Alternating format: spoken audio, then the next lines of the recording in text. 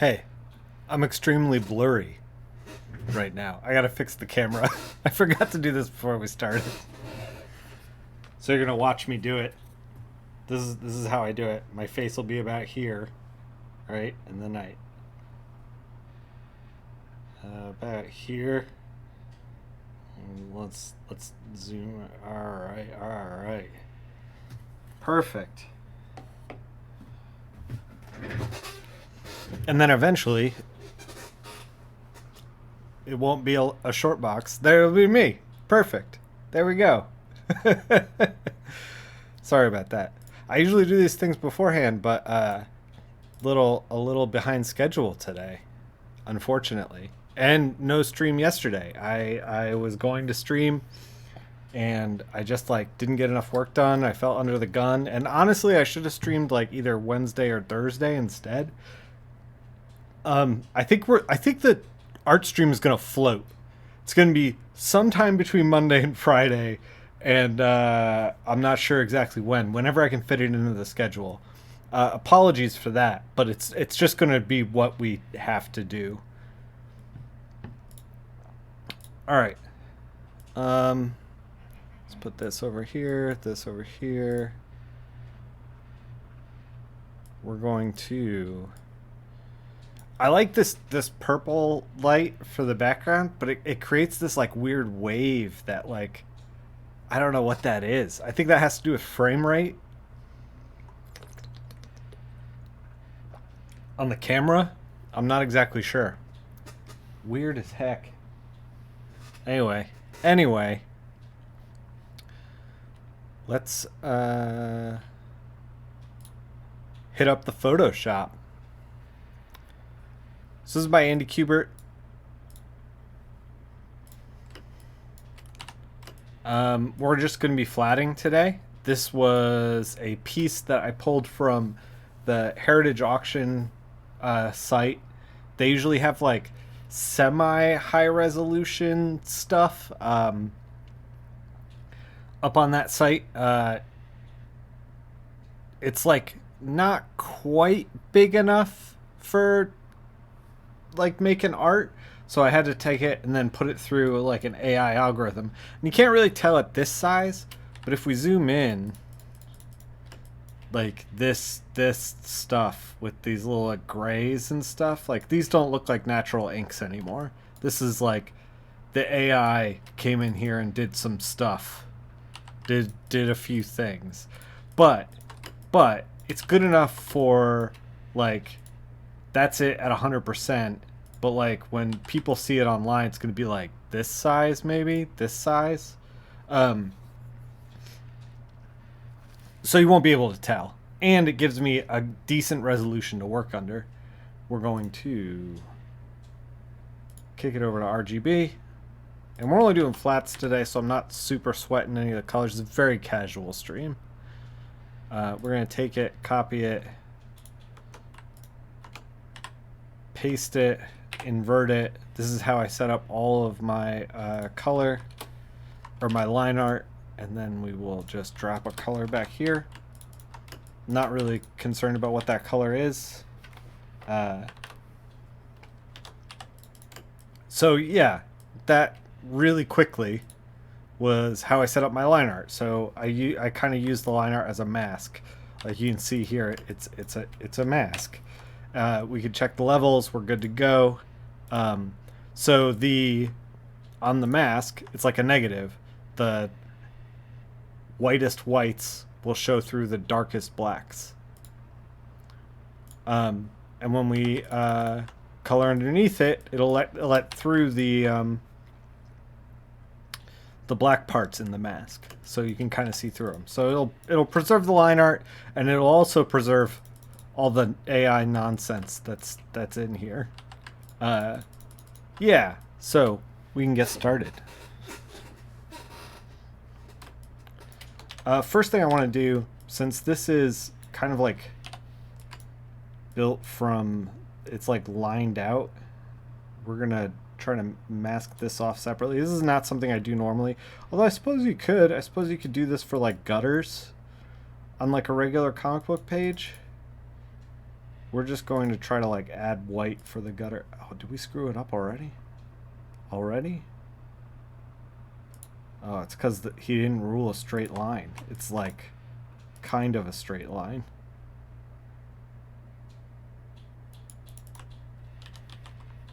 We're gonna do it on a new level. See, we screwed it up. We're zoomed out too far, I guess. We'll take this peachy rose color. Fix this. Try to get this pixel perfect. And because we're making flats, of course, turn your anti-aliasing off. You don't want those blurry pixels. You want solid, good American pixel. I don't know why I said that. You want just like regular jaggy edges because it's just how flats are done. Makes it easy to select parts that you need. Man, did he not even put like a ruled line on this side? I guess he kinda did. Whatever, it's fine. I'm sure Andy's career will survive not putting that ruled line down. He probably got a little more work after this, right? Right? Since this Wizard magazine cover in the 90s.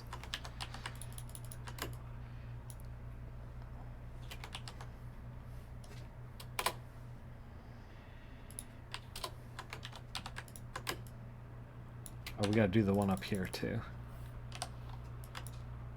Just trying to get it right.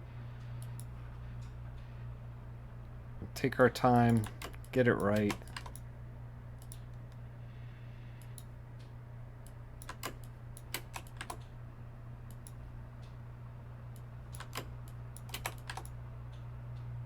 I said before on the previous art stream that I might flat this for a while. Oh, we gotta delete the white mask there. Yeah. Okay, so our white, oh man, did we not fix it over here? It looks not fixed. We're gonna delete that white. Oh, it's because the line slightly bevels out. Ever so slightly.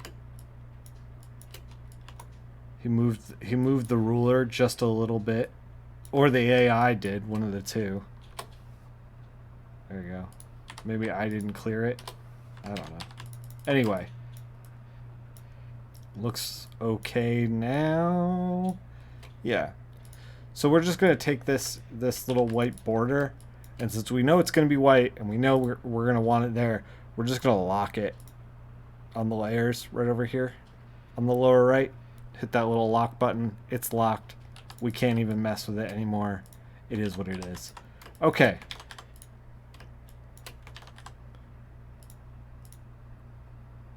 Let's flat. Oh, what I said before on the previous stream.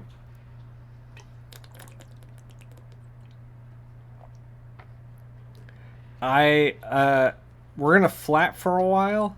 If this takes more than like an hour to flat, like if this takes more than like this stream to flat, I don't know, we're probably gonna stream for more than an hour, but I'll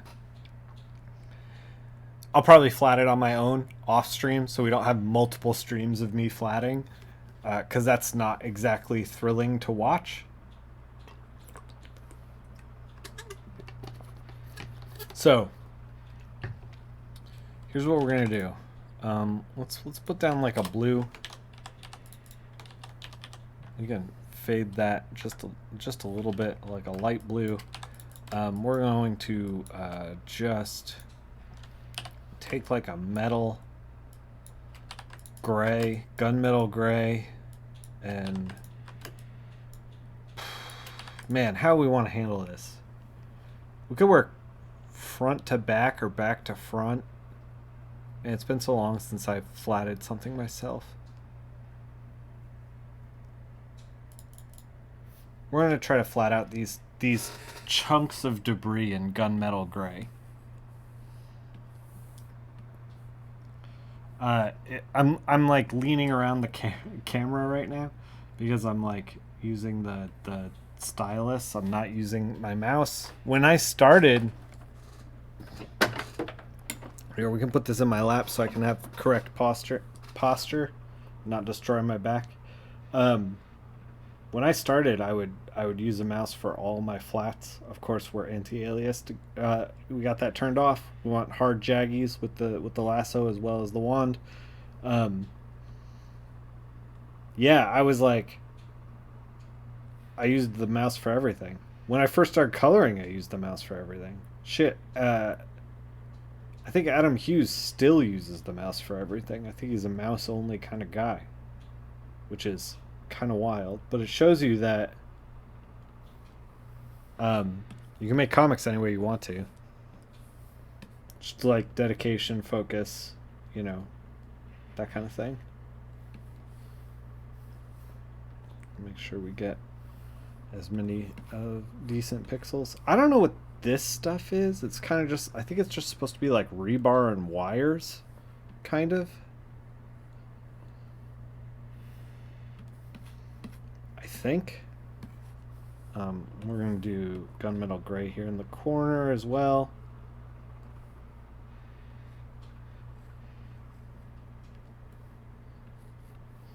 I think that's like, this is, I guess that's like another piece of debris, and then this is Cable's leg, maybe? Maybe? I don't know what's going on here.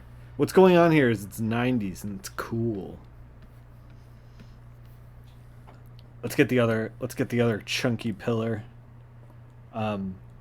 Whenever I flat, the idea is to work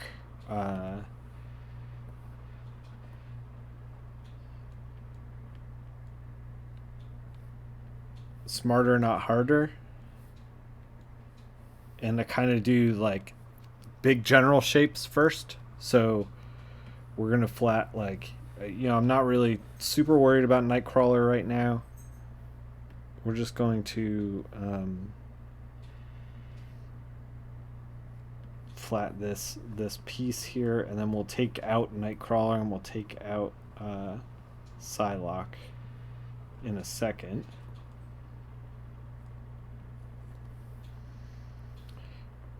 I guess this piece like comes down this way through the smoke. This is gonna be a tough one to flat because the smoke is a little weird to get like correct flats, but I'm flatting for myself, so I guess it doesn't matter that much.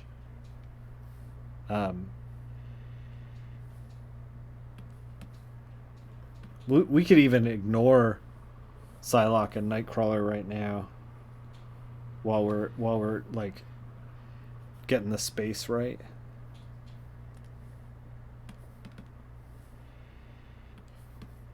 Okay, so we got those in. We could even lighten them up just a little, and then use like that dark gunmetal gray for foreground objects, foreground debris. Why don't we do that? And then we'll start working on the characters. Try to get like their shape.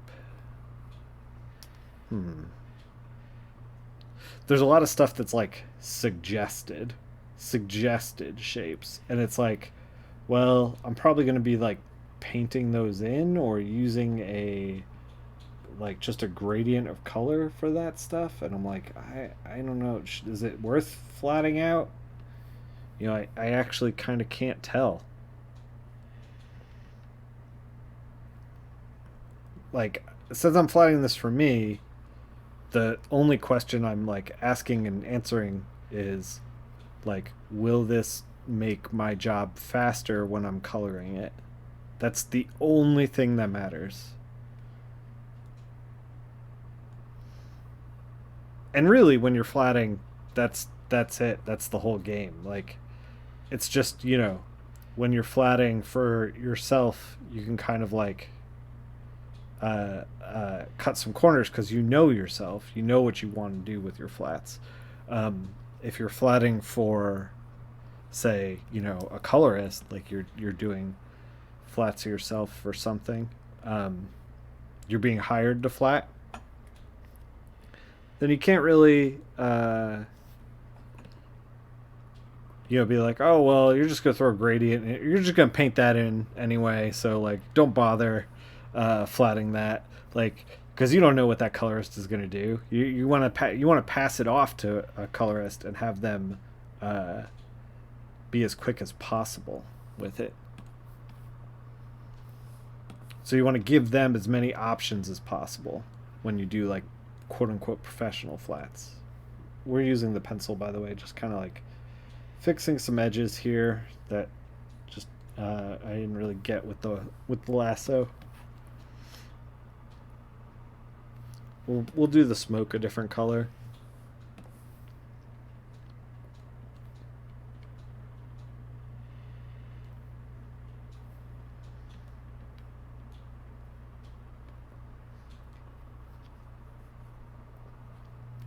I don't know what this is.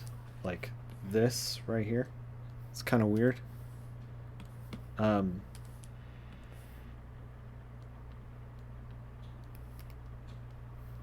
but whatever, we can roll with it. It's like he like whited out the bottom of his name, but it also looks like maybe that's the AI kind of doing its thing. Maybe, I don't know. I can't tell.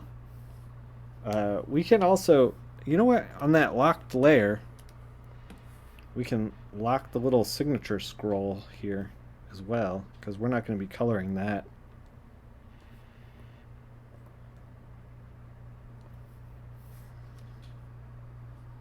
There we go. Lock it. Okay, back to flatting. Is there any debris up front here on the Wolverine side? Just this, it looks like. Okay. Now, do I know the exact way that Cable's costume works and Wolverine's costume works offhand? No, I don't. I can't. I mean, I can probably get close to Wolverine, but like, Cable's covered in so much crap. I can probably get close with Cyclops here, maybe with the other X-Men. Cable's covered in so much crap, and I don't know who this dude is in the back, so we're going to have to kind of figure that out as we go. Let's carve out some shapes.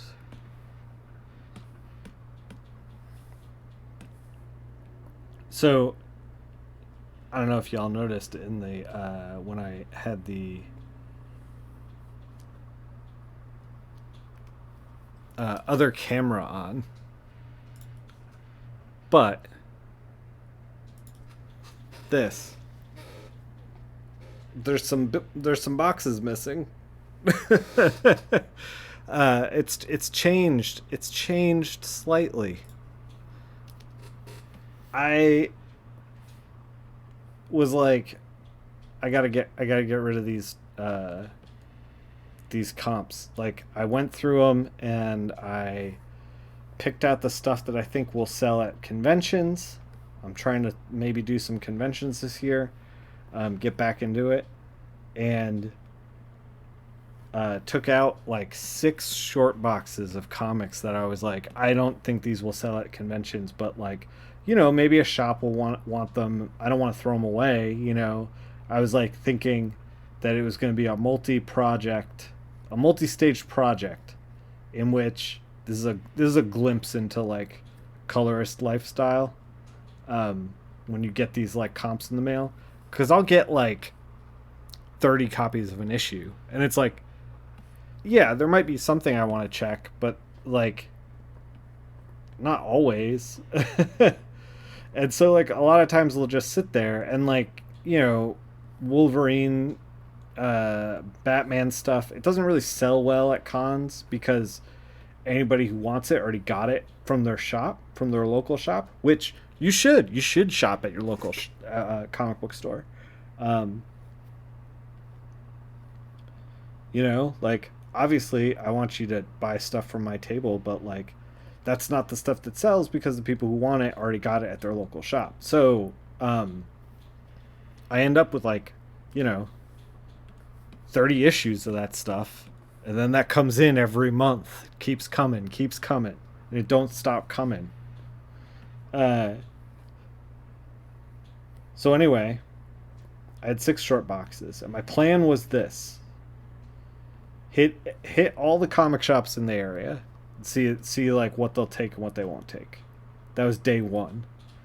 Day 2 was going to be the library. See if they wanted any of it.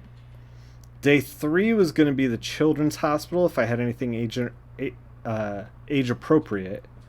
And then day 4 was going to be box up anything that's left and ship it to the troops.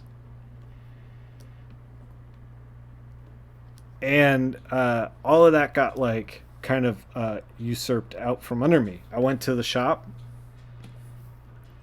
Day 1, first shop, stopped at Comic Envy here in Asheville, and they were like, we're only really buying Silver Age stuff, you know, we're not really buying Modern Age. And like the lovely woman who works there, Allison, the owner, she was saying that she was like, I can't even like really take a look at it,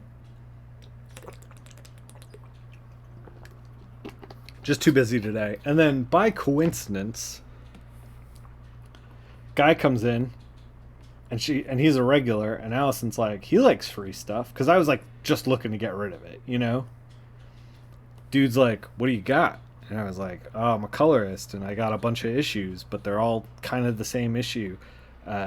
He was like, can I take a look? He was like, what exactly are comps? And so I was like explaining that to him, and that like, oh, you know, you get comped a certain amount of issues when you work on something, and they mail them to you, and that's what this is. And he was like, cool.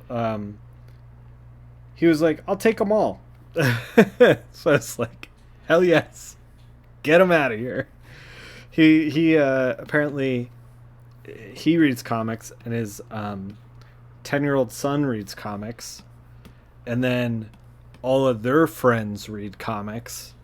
So he was like, whatever, like, you know, having 10 of an issue is no big deal, like, because I'll just give one to all of this like entire friend group of kids who read comic books.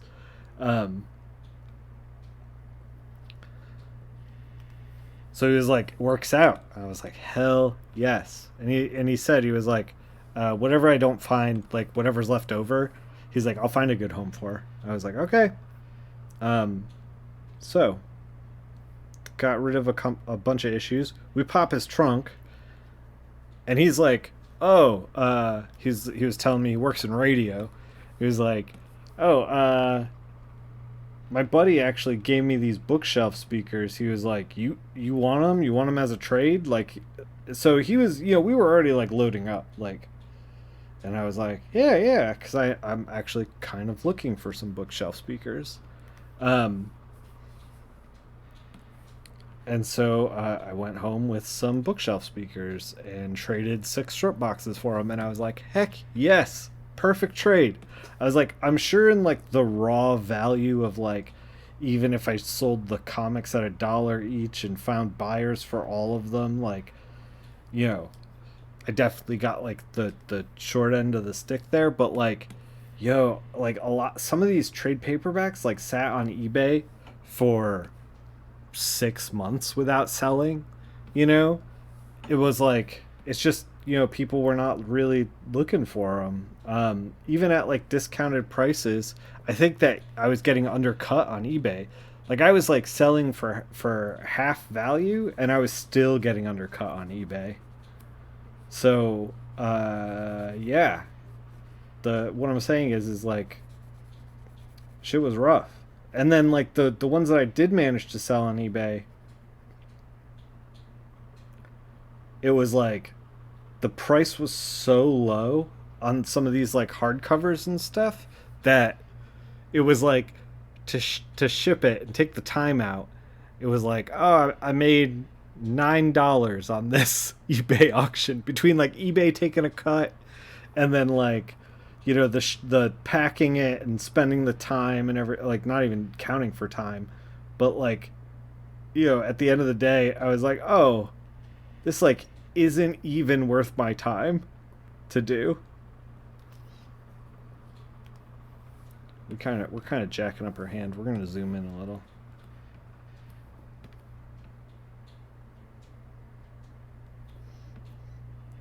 But yeah, so I was happy to just get a couple of bookshelf speakers and then be on my way. I got some Sonys. They're about 20 years old. They're like described as budget audiophile speakers, whatever that means. I think they were built to be pretty solid, but not, they're like top end, so probably like mid tier. Anyway, I'm stoked on them. I haven't hooked them up yet, and the dude was straight up with me too. He's like, I haven't tested these. Like, I don't know. They might be a pain in the butt. I was like, okay, noted. But I bought a Sega receiver that came as like a package for karaoke from Japan. It came around the time of the Sega Saturn. It's called oh, it's like Profile or gosh, I can't remember now. They all have serial numbers. That's what I was searching for, the serial number.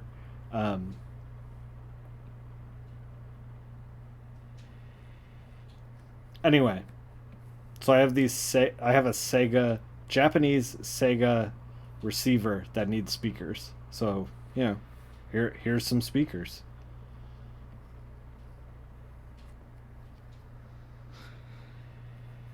Don't mind if I do. Oh, we're like all into Cyclops, which I guess is fine. But we can make the separation right here.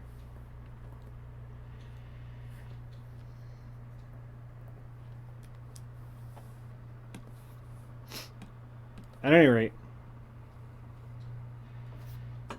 happy to make the trade.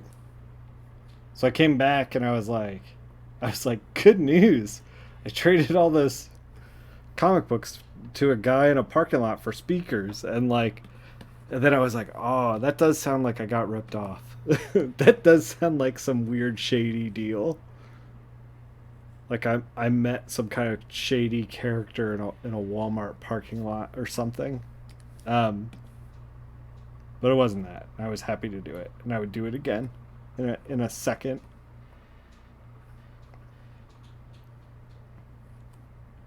Also, might get my mini disc on with those bookshelf speakers and the receiver. We'll see. I have mini disc aspirations, but not quite yet. Man, her hair's all kind of weird. Like, is this part of it? Is this not part of it? I can't really tell.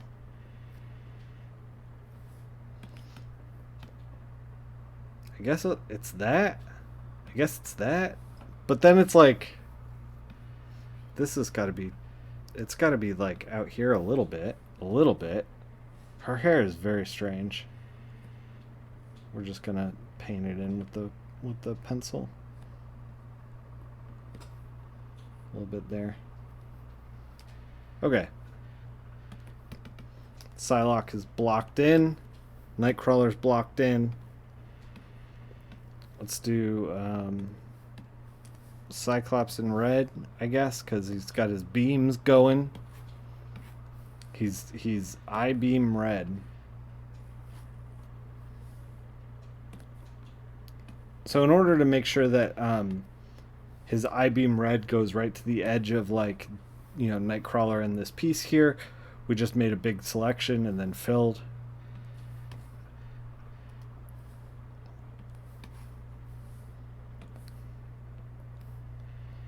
Because we want to make sure that his I-beams are all over the place, like filled right to the edges. Because if we selected this area, right, like what I basically did was make sure that these selections all go absolutely on top of each other. Like we end up with stuff like this where you have like a little bit of gray through here. Like that sucks. I don't want that. So we're gonna fix that.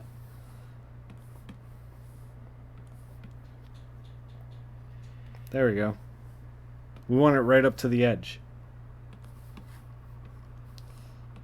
So let's fix it here. We're just going to select these things. Deselect Nightcrawler blue and gunmetal gray of the whatever debris back there and fill it. All right. Now the rest of this we haven't actually like cut out of shape, so we're good to go. We can kind of like get the right shape, fill it, done deal. All right, let's fill Cyclops. Slow day on Twitch for me right now. Talking to myself. That's fine though. We're trying out a new thing. I put it in my Discord, so Discord got it early. But trying out a new thing with my podcast, World's Second Finest, where we break out. We usually do. So Jason and I co-host it with my buddy Jason, and we usually do Bat books from like the 90s. We're in like March 1994. We talk about Batman Adventures a lot. That's like the main crux of the show is Batman Adventures. And but at the end we talk about like, whatever else we're reading. And so I kind of broke that out into its own show and put it on YouTube instead of having it as a quote unquote podcast. So you can't look for the to read pile on like, Spotify or whatever. But you can find it on my YouTube, which you might be watching this here on my YouTube because I port everything from Twitch over there.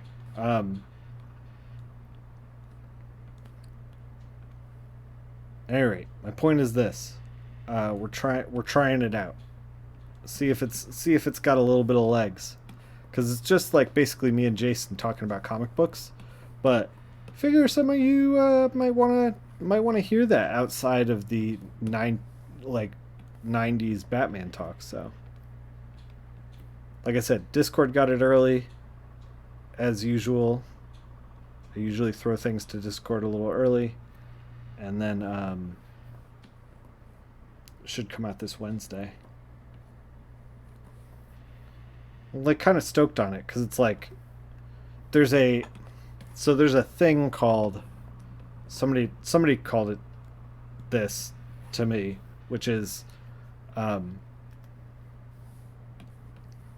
finding money in the couch cushions, which is like the idea is like if you're doing the work already, like how can you stretch that further in everything else? So it's like if you're going to post to Instagram, like why not post to Tumblr? Why not post to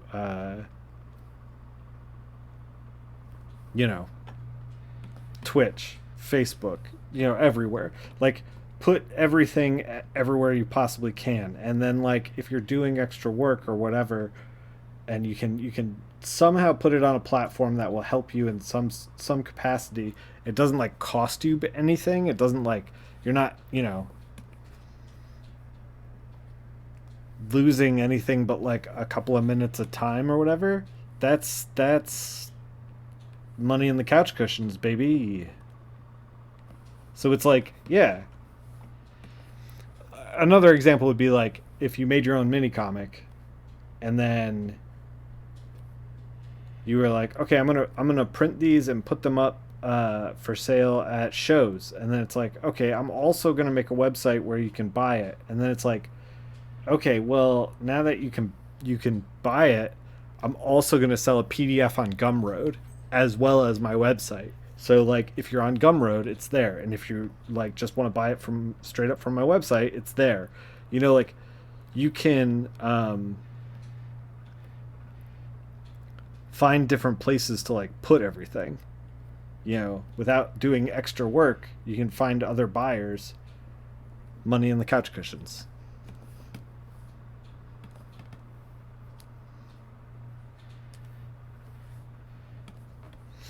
So that's kind of what I'm doing with the world's second finest podcast. Is like we already got this to read thing, and I usually like don't really edit the to read pilot too much, but like occasionally I do. If we talk about more than one thing, I might like pick one or the other. Is this part of his boot? I think this is part of his boot. Das Boot. So I was like, oh, well, the to read pile on YouTube will be unedited. So, I don't know. Trying to make it all work. All right. Cables back here. We're going to put them in primary yellow.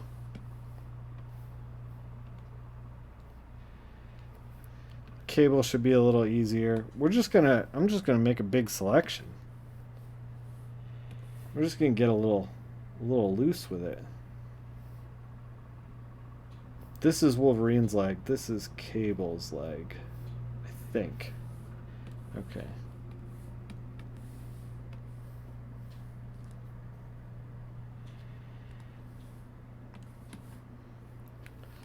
One of the golden rules of flatting is like if you've already made the selection, which is like here around his gun, like if we back it up, we've already like made this line here, this like delineation between the debris and Cable. So it's like, oh, why would we carve that out again? We could just select it and then deselect the debris. So that's what we did. Smarter, not harder. If you make one line, don't make it again.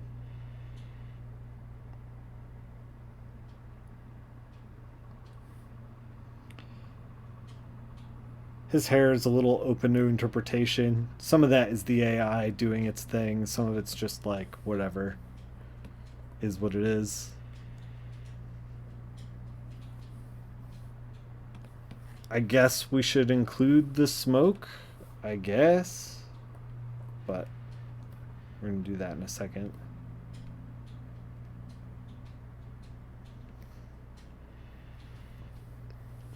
I don't know if y'all can hear clicking and clacking in the background. You probably can't, but Shannon's playing Stardew Valley. She has moved on from the Switch, and she is now playing again a new farm on the Steam Deck. She 100%ed that game. My wonderful partner has 100% Stardew Valley, and now she's playing Stardew Valley with mods on the Steam Deck after beating it on the Switch. So I kind of got my Switch back, which is great. But I think I lost my Steam Deck. So, is what it is. It's fine. It's fine. Yeah, a lot of this hair is going to be open to interpretation later. Oh, we should do the smoke, I guess. Okay, so one of the like kind of the shortcuts that you can do is kind of just plug these holes. This is like a very organic shape here. Oh, you know what? Let's back it up just a second. So this is a very organic shape, and we could spend a lot of time trying to like carve this shape out, But the easy way to do it, is to fill it and then kind of go through and just block some of it out. Block some of it out here. Block it out here. Any place where it looks like it's going to leak. Sometimes can't get them all, but we're going to try to get them as many as we can. We're going to get this shape here. I don't know what this is. Alright, so that was the top one. Bottom one is here, here, here. Maybe this. We'll get that just in case for good measure. We'll do that. Kind of like close this shape a little. And then just kind of close it there. So now that you have it kind of like plugged up. Oh, I guess we got to plug it up down here too. Okay. Now that it's nice and plugged up, we can kind of take our wand, sample all layers contiguous, checked, and just click a couple clicks, and then you want to expand the selection a little bit to kind of eat into the black there. Boom, done. So yeah, that like big organic shape that was kind of intimidating, it's easily taken care of. Okay, we've got a Wolverine to deal with. I suppose we gotta figure out the smoke too, but we can do that in a second. Let's do Wolverine first. We could do like a dark blue. Will this read? I guess. We'll do like a green. We'll do a green. I know he doesn't have any green in his costume, but this is where we are. We're just trying to, like, here's the thing. When you are flatting, does not matter the color choices. You just want things separate.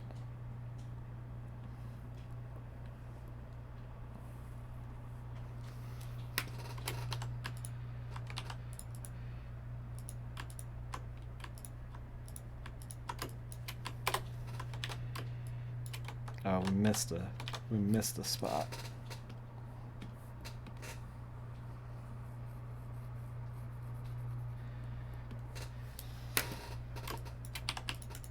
Also, we definitely should have colored in this debris in here. I don't know why we didn't do that. It's weird as hell.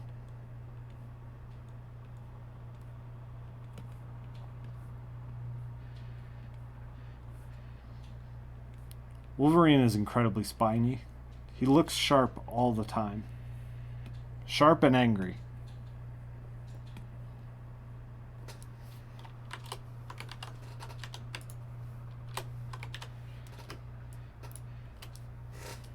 We didn't get this side of his boot because it's huge and ridiculous. I wasn't thinking that he was this ridiculous, but he is. So we didn't when we would like worked on cable, this yellow, we didn't make our selection, so we have to do it now. However, once we get to the red, don't matter. You just deselect the red, fill it. Good to go. I don't know why I stuttered on good to go. I think I was trying to think of something else other than good to go. But what happened is that we were just good to go.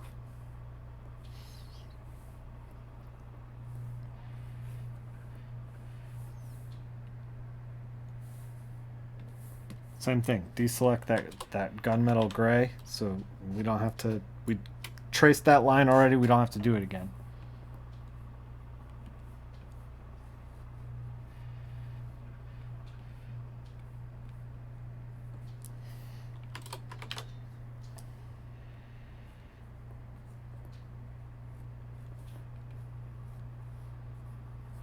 We're going to use the wand for his claws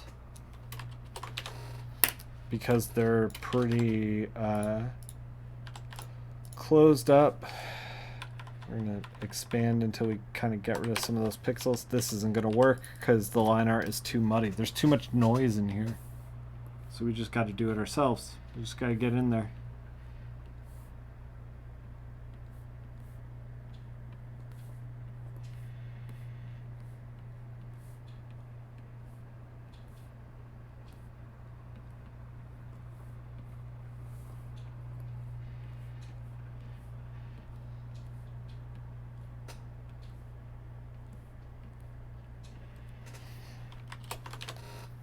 Easy peasy.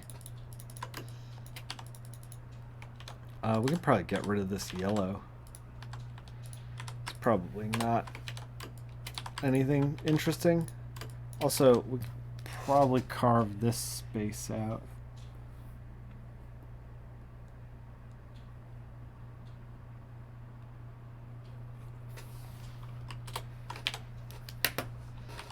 Okay. Oh, we need his leg. Oh, we didn't have to carve out his claws at all, because they're overlapping with his leg. Well.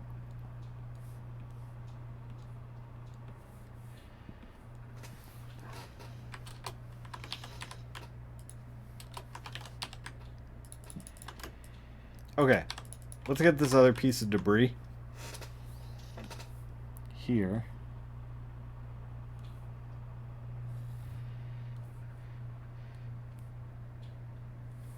I don't know why we didn't get this initially. Like I said before, we probably should have.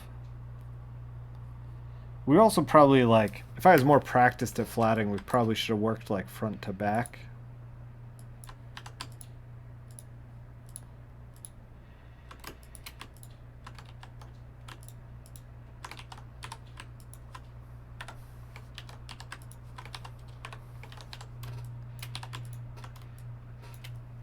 Front to back or back to front, like one of the two. Okay. We got our last dude back here. And we got all this smoke. Let's figure out how to do this.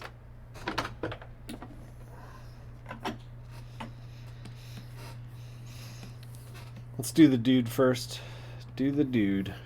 He's like pretty much all one shape. So we're going to see if we can just do what we did on that big organic shape of the smoke. Kind of like fill them in and then seal it off.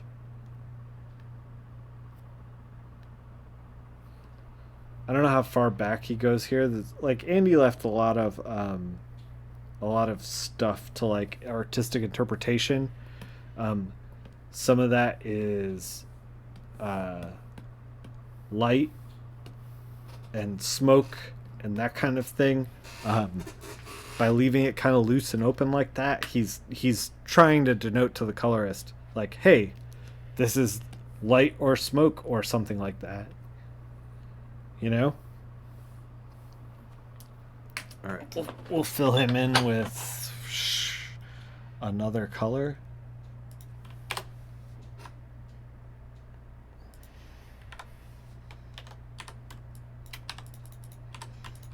And then we'll fill these little slots, these little holes.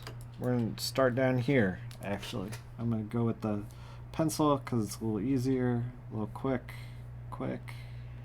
Just filling everything in. Did I miss anything? Might miss that.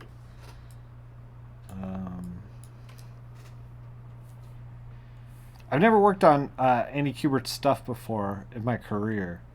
So this will be a nice little treat. And there's a lot to chew on. Like I was just saying, Andy's trying to like denote smoke and light and things like that. There's like stuff in here that's like a colorist would eat up. So I'm kind of excited to get into it eventually.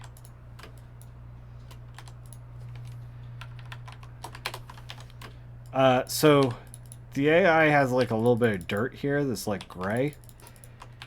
So I don't know if we can get, yeah, we can't get a good solid read on that. So we're gonna have to select it, like make an actual selection. It's fine.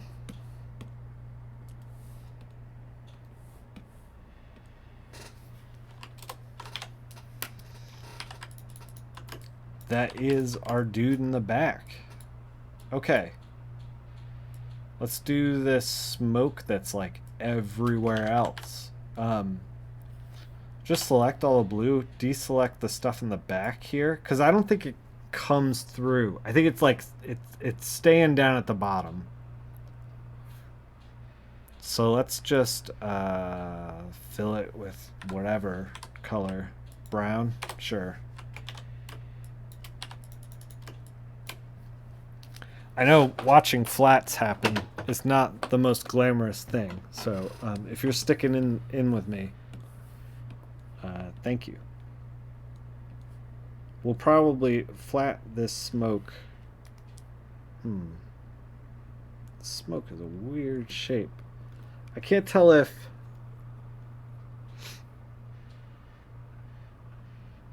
a lot of this is going to be open to interpretation. Because a lot of it is just like, here's a few lines. I don't know, smoke. And you're like, okay.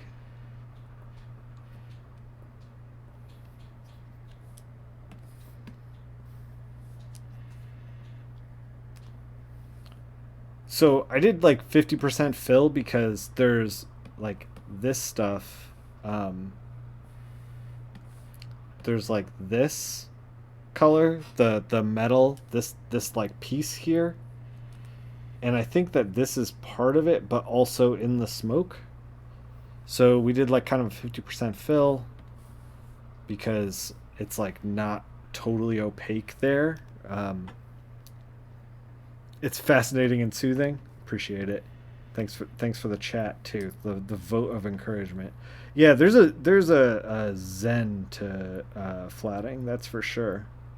It's like, oh, we're just gonna like quietly fill everything in.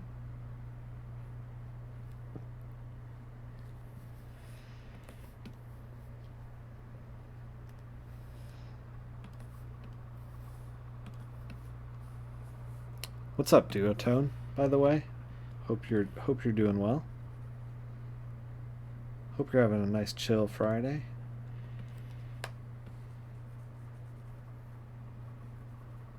Smoke's coming from behind this bottle, I guess.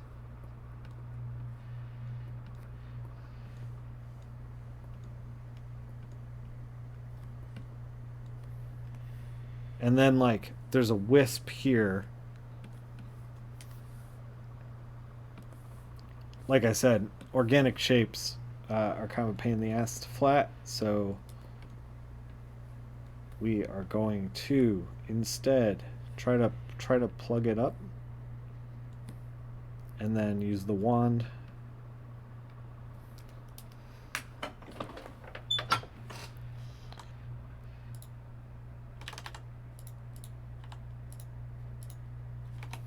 There we go. Expand the selection just a little bit and fill it. It's kind of like needs to be connected a little bit. Kind of open to interpretation there, so we're just gonna make our interpretation.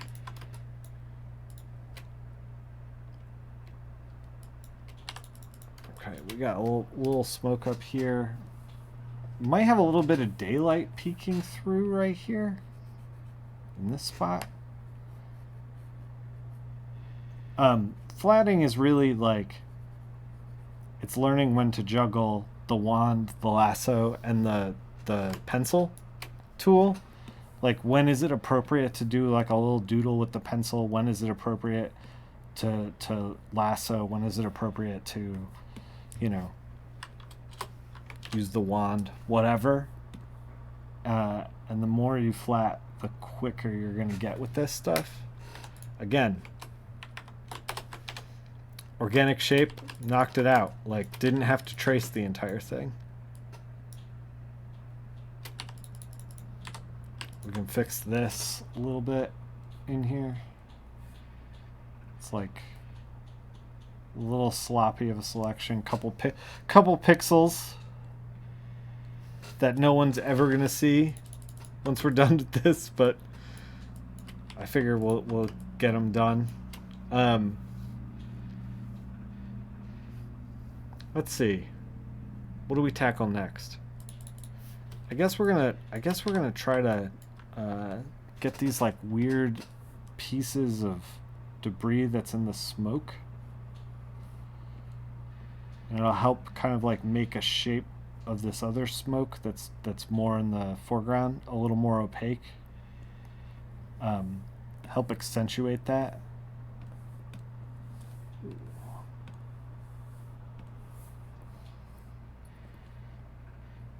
Try to get it going.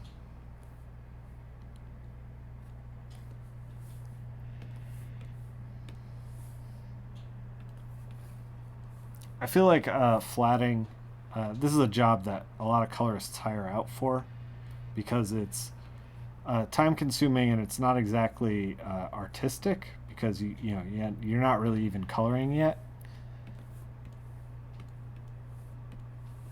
You're just kind of like blocking out the shapes that are there. You're just tracing it. I feel like this would be a good job to just like.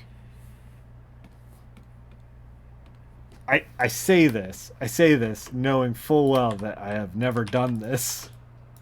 I was gonna say like, have a drink, hang out, like, get the, just start flattening. But like, I know from experience that I've done that a couple of times, where I'm like, I'm gonna flat this thing, and I'm gonna like when I was first breaking into the industry, I would do a lot of flatting for other artists, just to like supplement the income a little bit.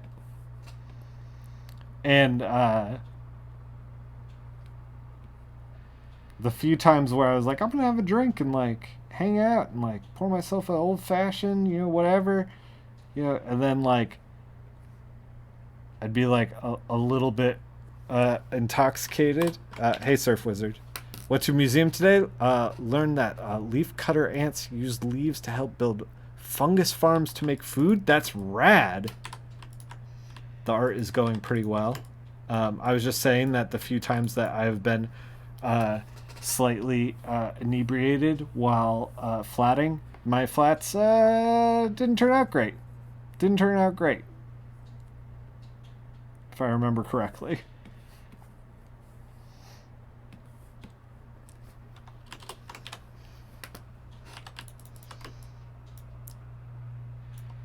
All right. Well, we got two more pieces of like tech back here that we're gonna. That's rad. So, leaf cutter ants will like build fungus farms. That's like totally cool. How do they know to do that? I don't even know to do that. I go to the grocery store and I buy mushrooms like an idiot.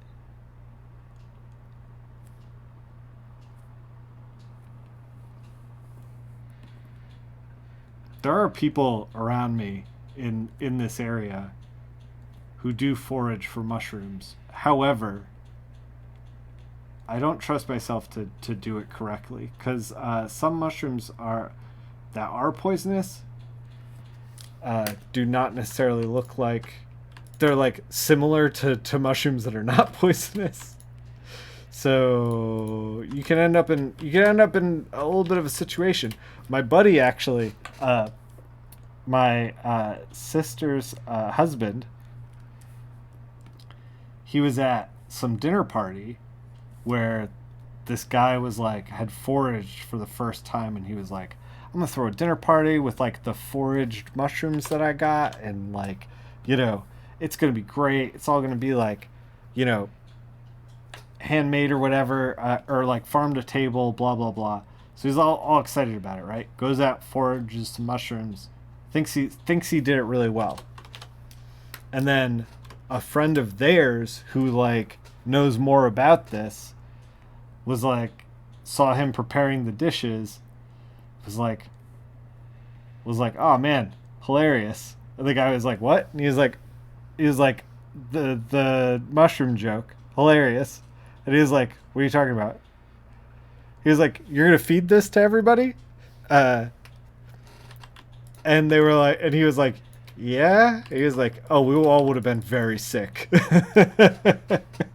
So scrap that, put it in the thing, but put it in the trash, and then use some mushrooms purchased from the store.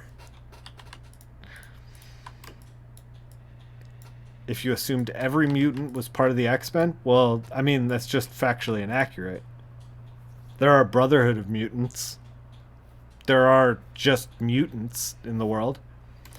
I think a more constructive conversation would be like, who are the mutants that are not useful to anyone and who are just like working as accountants? On a related note, every dog you've seen who ate mushrooms, the magic mushroom kind, screamed the whole time while high. Yikes. Yikes. Name one mutant or Morlock. I don't know enough about the X-Men to field that question, to be completely honest. Alright. Why is it not letting me save this? Let's save it. Oh, it's because it's a TIFF now. Okay.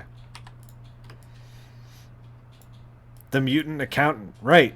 Like, he's a mutant, and he's just, like, really good with numbers. That's it. Like, he doesn't shoot lasers out of his eyes. He doesn't have knives for hands. The mutant that votes for you. No, he wants to keep it a secret. He's an all-star accountant. Why would he want to, like, be like, oh, I'm actually a mutant accountant? Like, that's why I'm getting all my accountant stuff done. Sentinels scoop that guy up in a second. He doesn't stand a chance. Okay. This is something that I do with flatting. Is like, we've gotten this to a point where it's like, okay, if I wanted to like be like, I'm gonna grab Cable, we can just click Cable and we got him. I want all of Nightcrawler. We click Nightcrawler, we got him. Give me just the debris in the back. Okay. Give me the smoke and the pieces of the smoke in the back. Got it.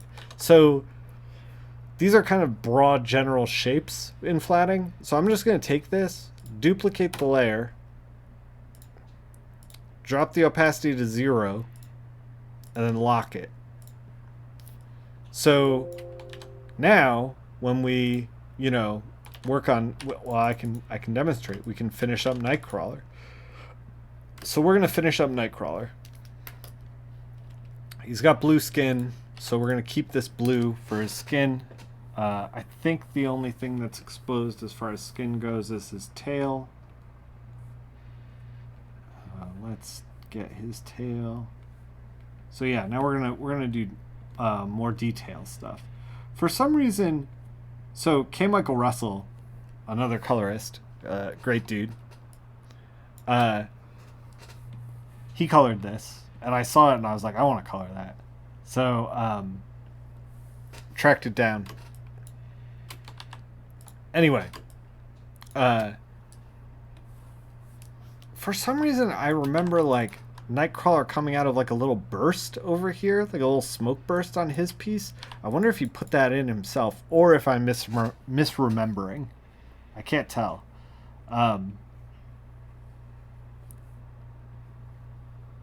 But we are going to use this blue for Nightcrawler's skin, and we're like picking very general kinds of stuff. Like, we're not actually doing any coloring right now. We're just blocking out the shapes. So we're gonna do his hair here. I often think about like useless mutants. Does Nightcrawler count as a person? He's literally a person of color, of course. He's blue.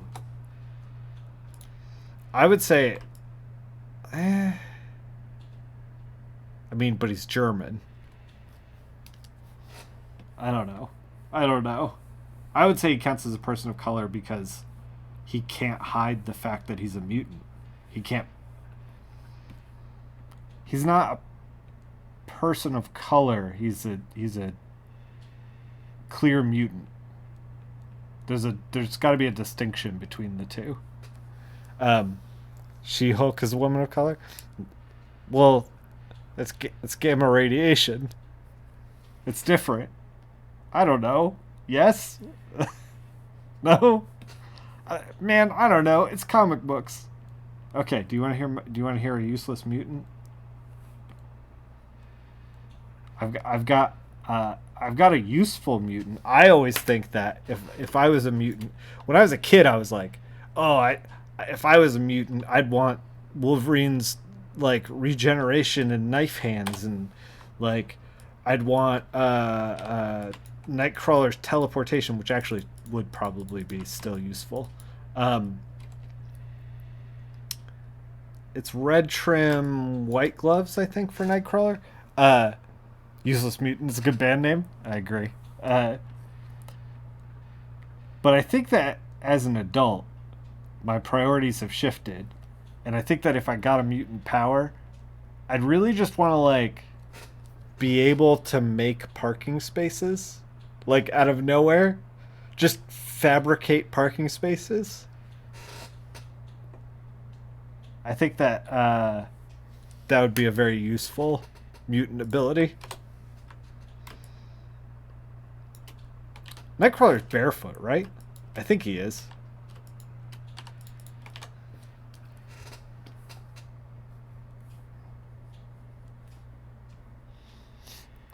Here's a useless mutant. The mutant can see the future up to 5 seconds at a time, but has a terrible stuttering pattern. So while he knows the piano is going to fall on your head, he cannot warn you. All right, so this is what I was talking about before. This is our benefit of the duplication that we did before with the other layers. Nightcrawler, he's all set, right?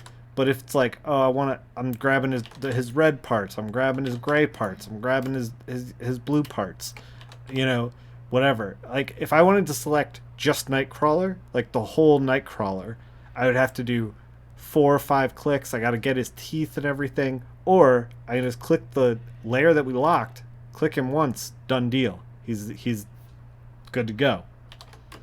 So you can kind of give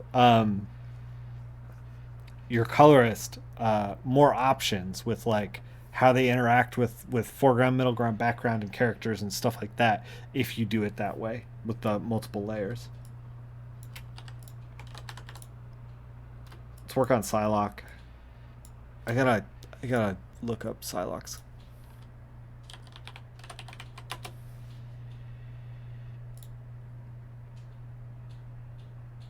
What the hell does Psylocke look like?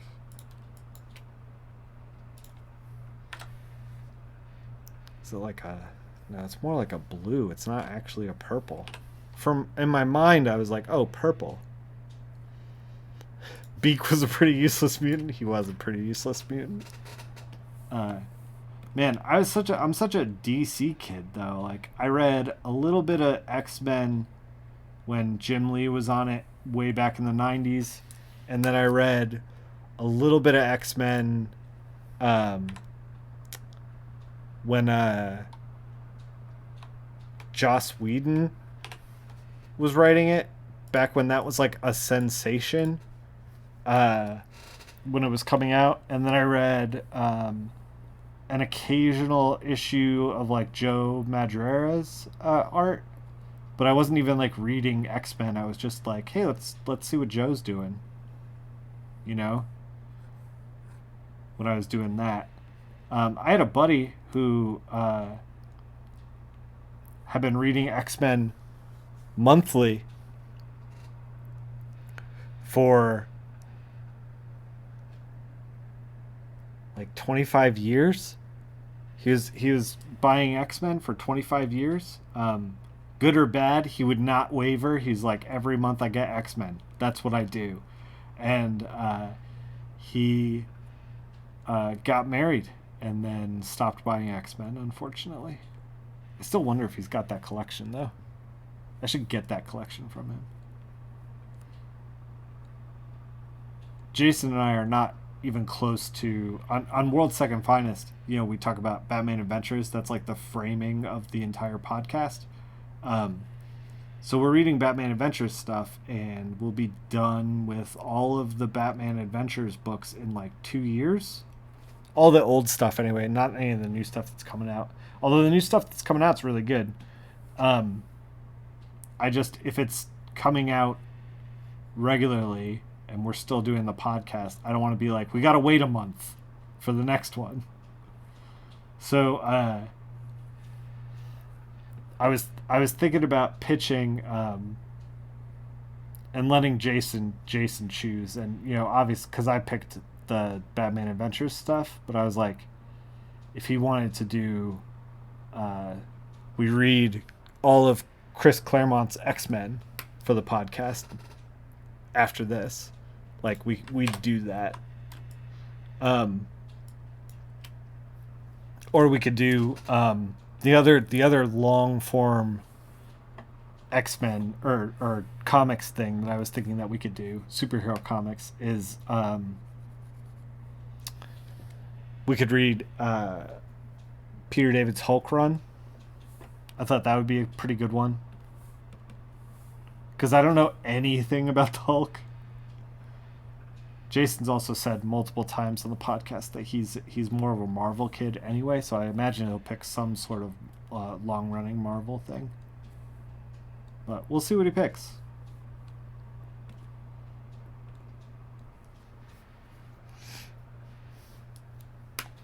Yeah. Oh, of course. Yes, he absolutely could do that.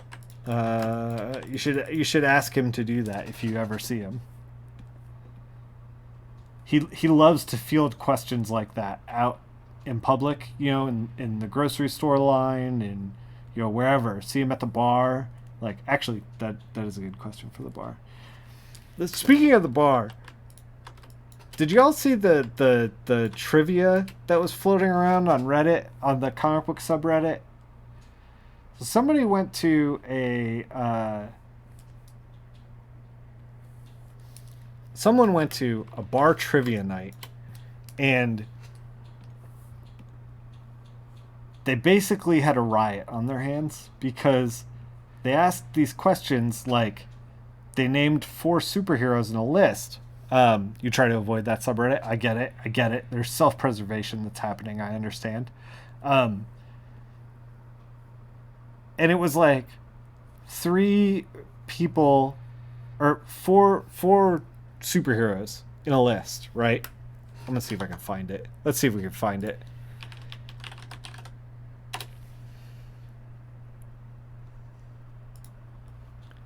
And it was, let's do top this week. 4 superheroes in a list. And then it was, okay, pick the odd one out. Superhero edition, right? So we have like Aquaman, Green Lantern, Daredevil, The Flash. So obviously, like, Daredevil's Marvel and the rest are DC, so that one's out. But it's like, some of these are like,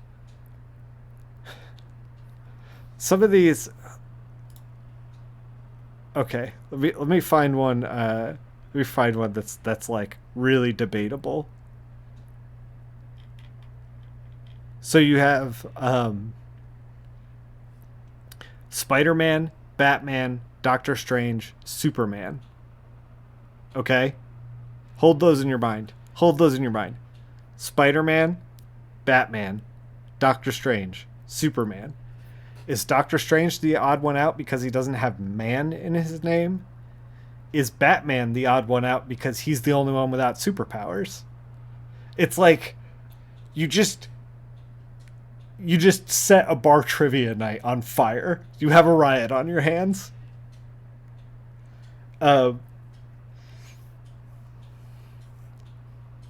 Yeah, Batman's the only one without a college degree. He got the college degree in Hard Knocks.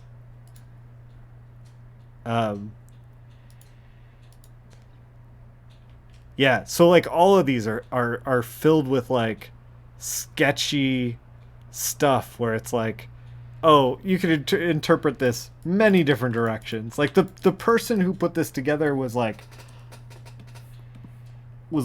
kind of a nerd, but not enough of a nerd. Doctor Strange, because he's the only one with a doctorate. Get him out of here. Exactly.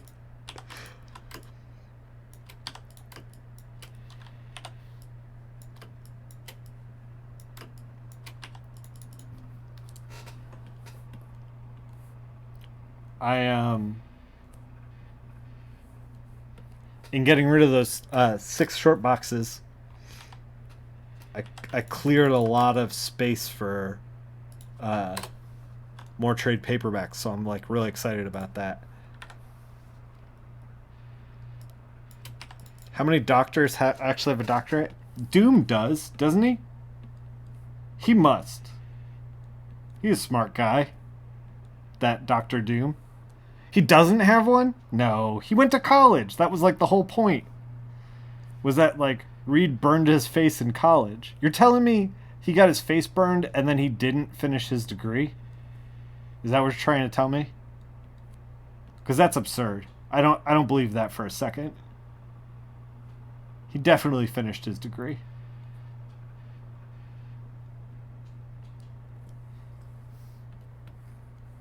Pretty sure. I don't know.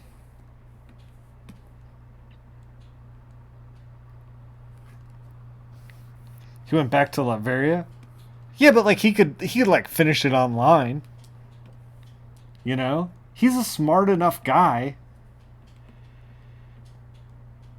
Although I guess he doesn't really like apply for a lot of jobs that need a college degree.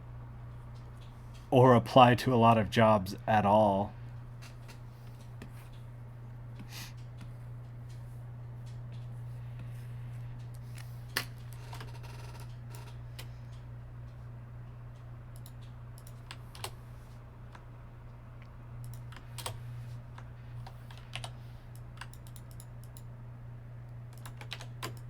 So this is a little more orange than we would like for Cyclops, but we're just making flats, so it doesn't matter. Like I said before, we're like just trying to separate all the planes and everything, so I'm not sweating it too much. We gotta get his skin tone in here. Do the X-Men make money? How do they make money? How does anyone make money? Grifting? You kidding me? This is how the X-Men made money. You ready? I'm about to lay it on you. Charles Xavier walked into a bank and he thought, "Give me all the money." And then they did. And that's it. That's it.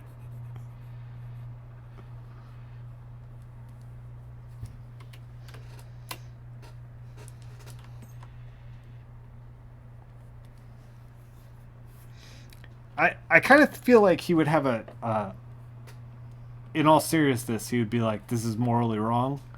But I don't know if he's also got a vibe of like, Charles Xavier has a vibe of like, the ends justify the means kind of thing. I mean, maybe that's a Magneto thing, but like Charles will go off the rails sometimes. Charles will ends justify the means every once in a while. Huge student loans, yeah. Could you imagine, like, so you go to Xavier's school, right? And you come out the other end and you got huge student loans that you have to pay to Charles Xavier. You know, Charles Xavier basically was like, give me your money. And then you come out the other side and you're like, oh, I got all these student loans to pay. And he's like, yeah, the only work you can do is working for me. Like, to pay off your student loans that I gave to you, that you incurred at my school. Seems a little unfair, is all I'm saying. Seems a little unfair.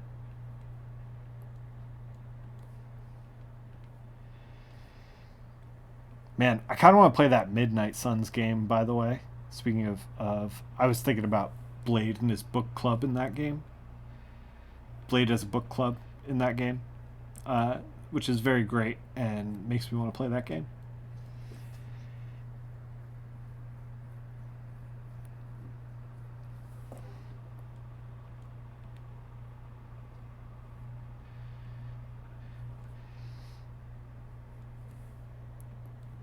We're just chilling and separating planes. We're trying to get close to costume accurate, but if we're not totally costume accurate, that's totally fine.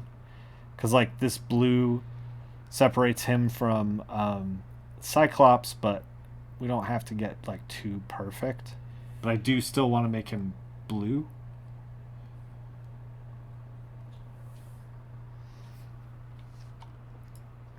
Yeah, some motherfuckers are always trying to skate uphill. Man, Blade is so good.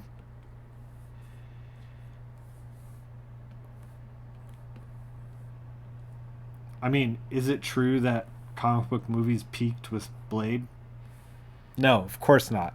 They peaked with Blade too. After that, all downhill. Never a good one after that. Not one.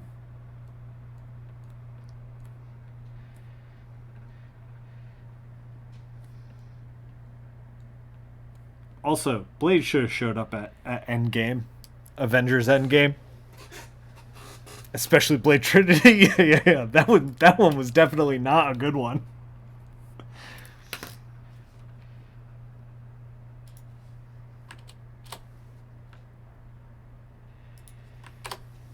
We gotta do a yellow that's not this yellow or that yellow. So we're gonna make him a little greenish. Just a little greenish. Blade is technically in the Eternals. Is he really? I didn't see the Eternals. Maybe I have to now.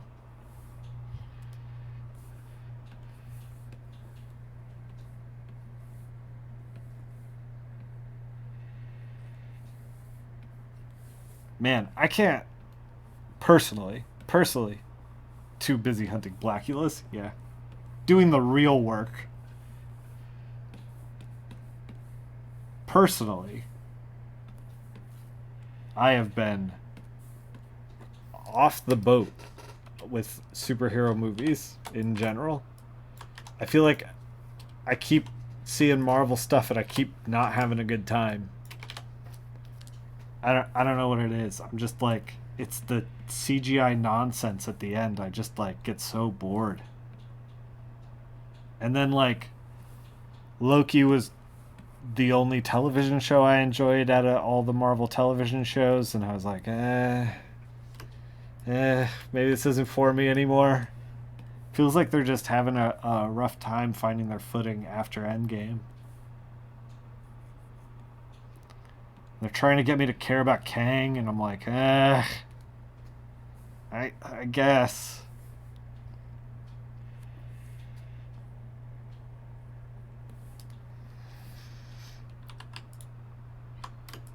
I've worked in the factory. I know how the sausage is made. Is that what you're saying?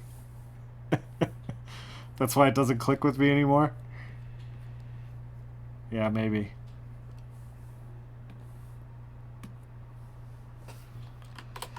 I keep like... my problem is that like... I keep loving the comic books and being bored by the movies. That's that's the ultimate problem. Is that like, you know, I read when they were like, "Oh, we're doing Jane Foster Thor." I was like, "Hell yeah!" I was like, "Jane Foster Thor is awesome." Does Wolverine have exposed legs? By the way, she got little short shorts.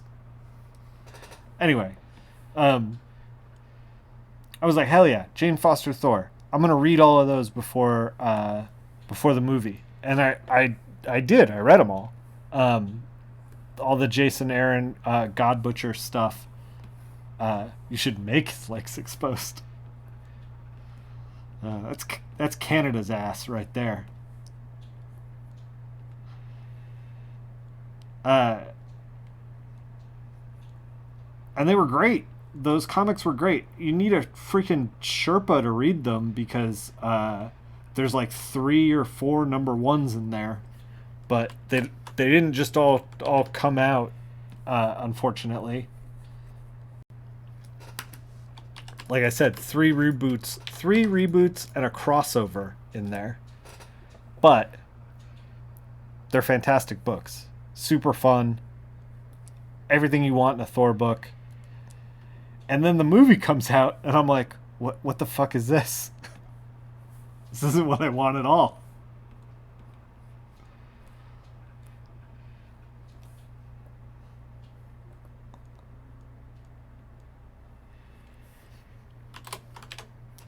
I don't know. Just can't do it. Just can't do it. Okay. Let's work on Cable's whole thing.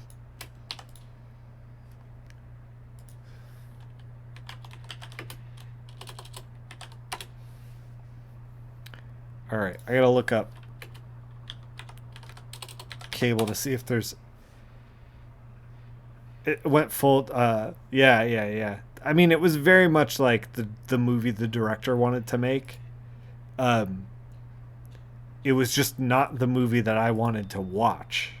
That's the thing. It's like I spent, a month reading all this. No, I mean, I like his work. I like the other Thor movie he did. I was just like, man, we're doing God Butcher, and it's like he's barely in this. He kills one god the whole time. I was just, man, I just couldn't. Gore the God Butcher. Just wasted. And then, like, it was just, I don't know, a little too jokey for a movie that centers around a character who is dying of cancer. And it felt like we were just like, it was just like all the God Butcher stuff, all the, this is starting to edge into comic book guy territory. Yes, you're not wrong. You know what? I have a whole podcast that's comic book guy territory. Jason and I were talking about something. I think we were debating. So we're reading Knight's End, Knight's Quest, Nightfall, where Bane breaks Batman's back. And we're talking about how we are in the DC continuity. We're not that far from Killing Joke either, which is where Barbara Gordon got shot by Joker and became Oracle because she's paralyzed.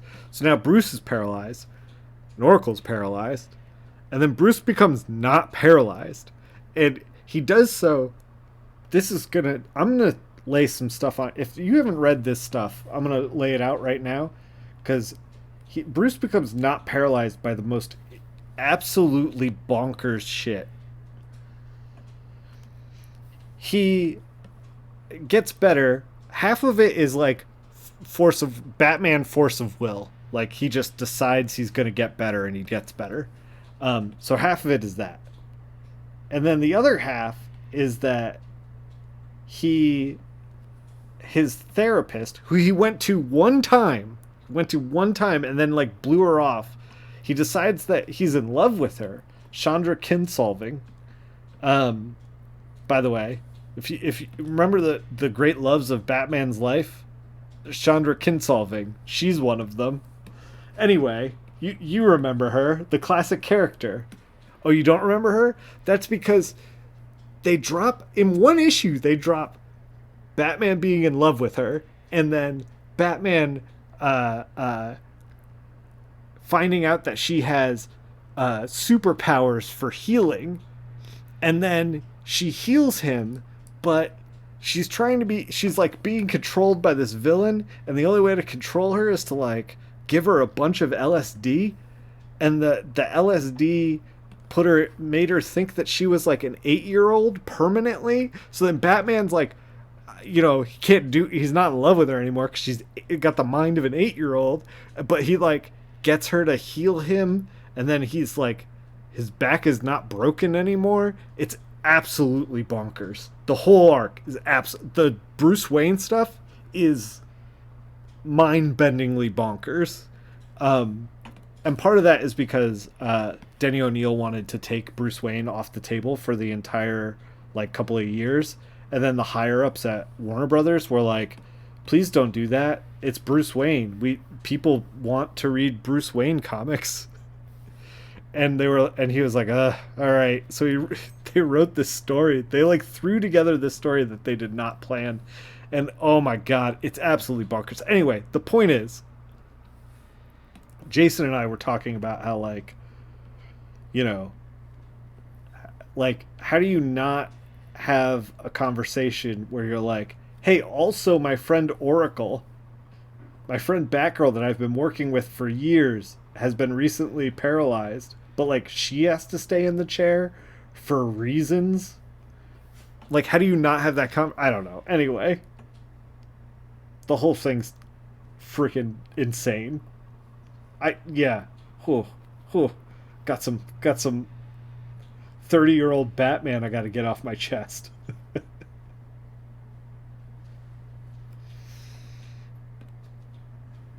Anyway, Jason and I were talking about that stuff, and I was like, "It's starting to sound like a comic shop from 1994 in here." And Jason was like, "Isn't that the point? Isn't that what we're doing?"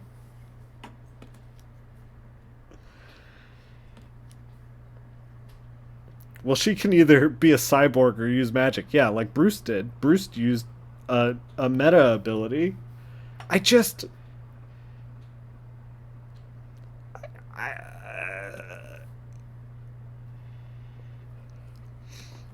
it's right there. Like, Bruce knows the girl.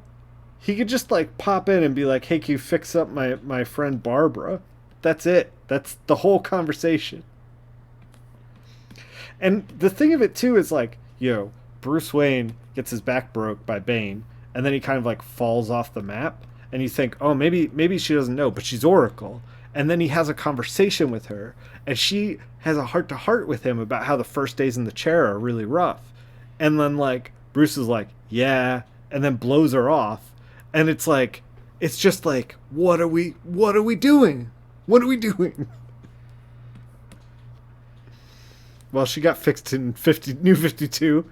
Everyone's still upset anyway. Yeah, you're not wrong.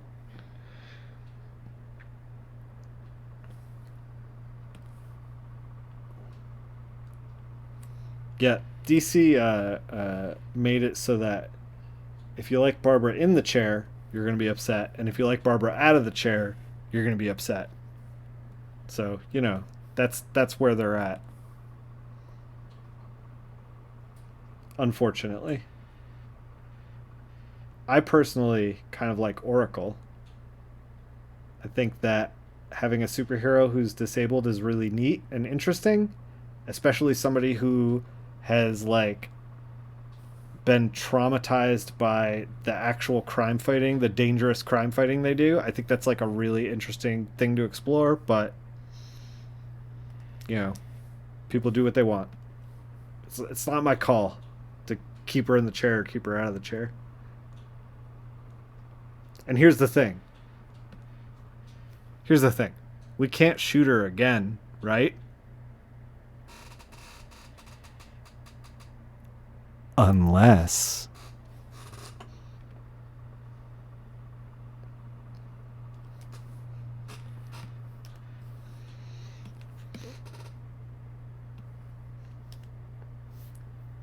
Cable's got a really odd outfit. I'm surprised they haven't done both yet. Yeah.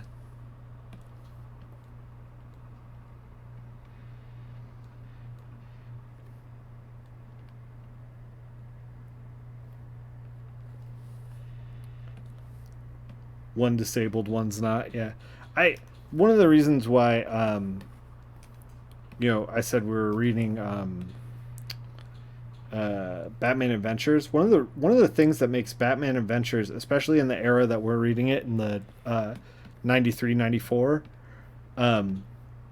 makes it such a special book is because Batman's Bruce Wayne and Barbara Gordon's still walking around. And like if you're reading the regular Batman issues, both those things are not true. Azrael's Batman, or John Paul Valley, or whatever you want to call his name. Um, we call him John Paul Batman on the show. Uh, so it's like if you want Bruce Wayne as Batman, you got to get out of continuity. If you want Batgirl out in full force, you got to get out of continuity. Which is like, I don't know, kind of neat.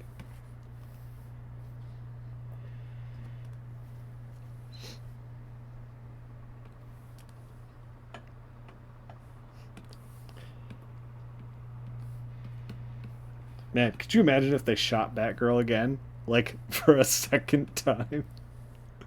That shit would be wild. Oh, man. They would be such a choice.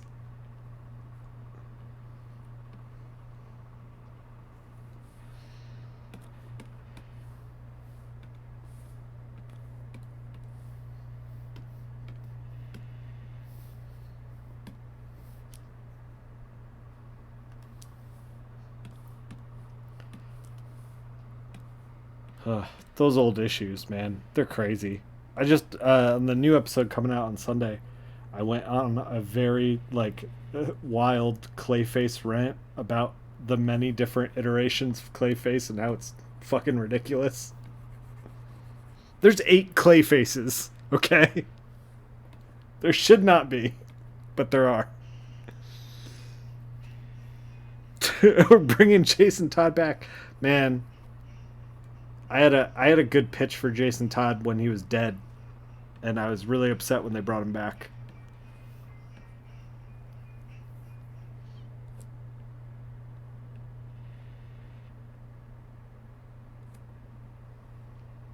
So if I get any kind of power in DC, first thing I'm gonna do, kill Jason Todd. That's day one. It's day one stuff. First things first, kill Jason Todd.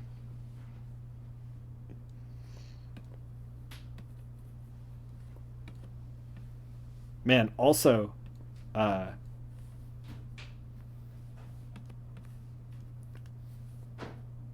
what a great moment. Like, Death in the Family, such a good issue. Such a good arc. Because of Death in the Family, every time the Joker shows up in a Robin book with a crowbar, I'm like, oh, we're gonna see something. Oh, we're gonna get to see something. This is gonna be great.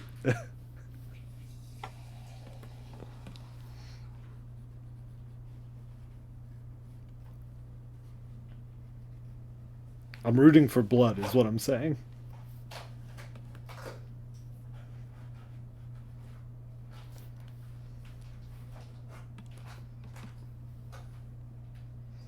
Death in the Family interactive movie?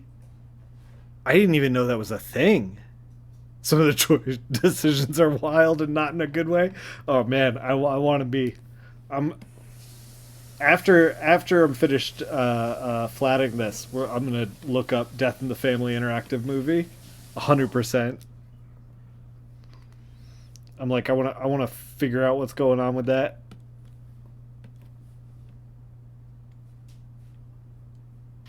I'm of the age where I'm just too young to have been calling in to try to save or kill Jason Todd, but I have a few friends who definitely made some calls.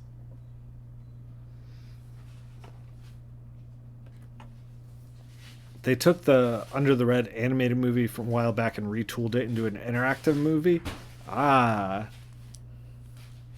that's kind of neat. Man, I dropped off the DCU admittedly pretty hard. Gosh, what was the last when they started, like when they switched from the television series to like putting out movies? I kind of stopped watching DCU stuff, DC animated stuff, but I'm sure there's some good stuff in there. I just, you know, I'm not aware.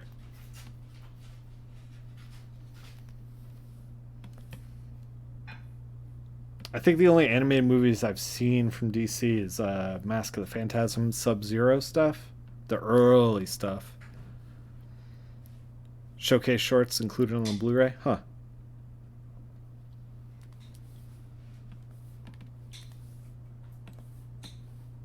I just realized we missed his ear.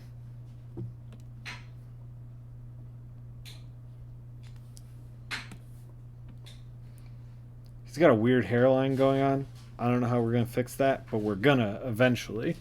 That's for future Nick to figure out. Alright. Who haven't we flatted? Basically all the debris, and then this guy in the back. I don't know who this guy is. Does anybody in the chat know who this dude who's currently selected, this guy is? I guess I'm just going to Google X-Men big guy with glasses. Is that his name, Strong Guy? Or are you messing with me?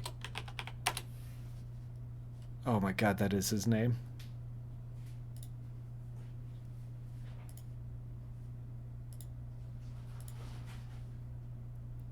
Why would they name him that? That seems insulting at a minimum. That name was phoned in. Yeah, right, exactly. Because it was a Rob Liefeld creation. Oh no. It's like, I have super strength. What will my code name be? You'll be Strong Guy. You know, guys, I contain multitudes. Like, I'm more than just a strong guy. Come on.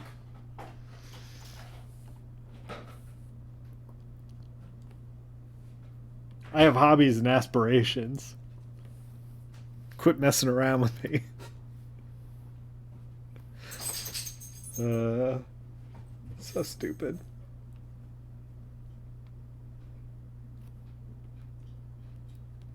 When you were like, his name is Strong Guy, I was like, that can't be real. That's how I felt when I was like reading the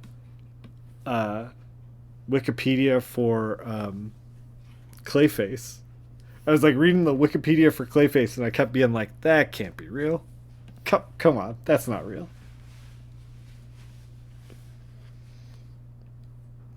They wouldn't do that. Just over and over and over again.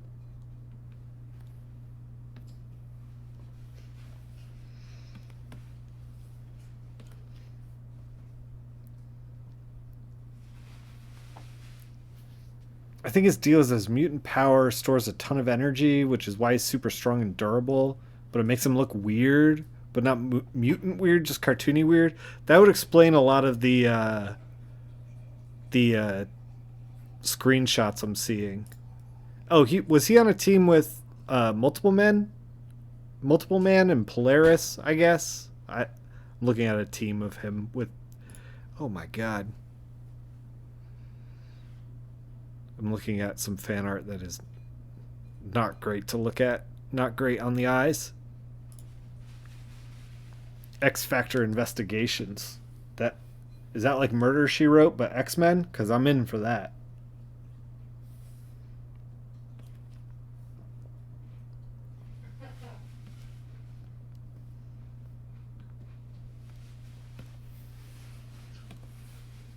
It was Peter David? Oh, it was probably pretty good then. He has a track record of being pretty good.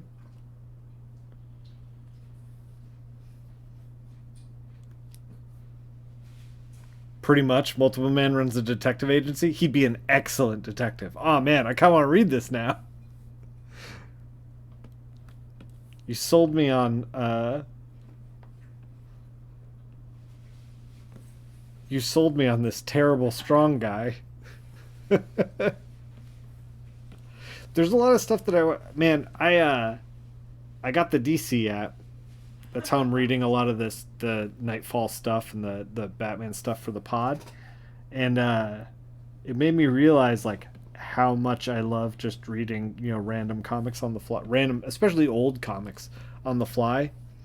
And I kind of want to get the Marvel version, but I don't really want to subscribe to both at the same time because I know I don't have the bandwidth to read both. Also, the Shonen Jump.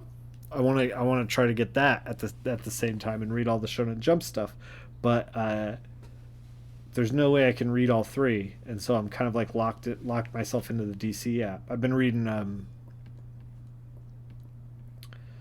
not only stuff for the pod, but uh, old Spectre stuff, uh, chipping away at some Green Lantern from the '90s as well. Kind of want to jump into some Superman.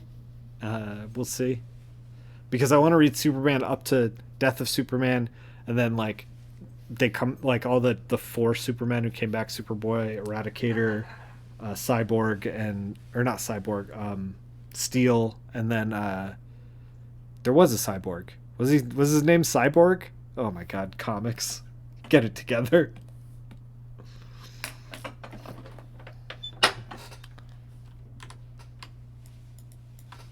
Cyborg Superman. Oh my God, comics. Just really phoning it in. That'd be like if I was introduced at cons as white guy Nick Filardi. Not to be confused with just Cyborg, yeah. White guy Nick Filardi. Not to be confused with just white guy. Uh,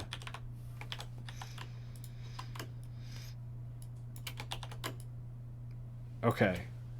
We can add some details onto the back here. These things, I guess. Oh, I guess we missed a chunk too, huh?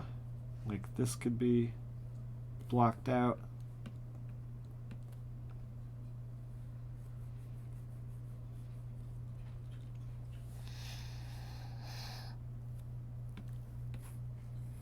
You somehow I don't I will fully admit that I am not an expert on the X-Men. Like I know very little.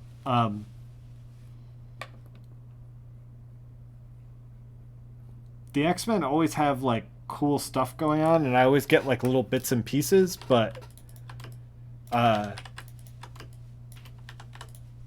mostly growing up as a DC, I was like reading a bunch of Batman. When I was growing up in the '90s, I was reading a lot of Batman. I was reading basically all the Batman that was coming out. So like anything that had Batman in it, like the comic shop would put it in the box whether I wanted it or not. And then I was too much of like a uh, just like introverted kid that I never said no, and I just bought it, even if I didn't want it. And then I would, because I bought it, I would read it. So I read like basically uh, all the Batman stuff. And then in addition to that, I was reading Green Lantern once Kyle Rayner took up the ring. So once it wasn't Hal Jordan, I was like interested. I was like, oh, this is a clear jumping on point. I'm going to jump on. So I know a bit about Kyle Rayner, but not about the rest of the Lanterns. Because like Oa was destroyed by the time Kyle got his ring. So it was like, oh, I guess I just know about Kyle. I don't know about the Green Lanterns. And then it was like I was watching a lot of animated series stuff. So like if I could pick up some stuff through osmosis with that, with like, you know, I found out who like Hawk and Dove were and stuff like that. Like that was basically like my entire comic education when I was a kid. And then, you know, there was no internet, so like not a lot of comics on the internet or whatever. So it's like whatever I could afford I would read, or like whatever my friends had I would read. And then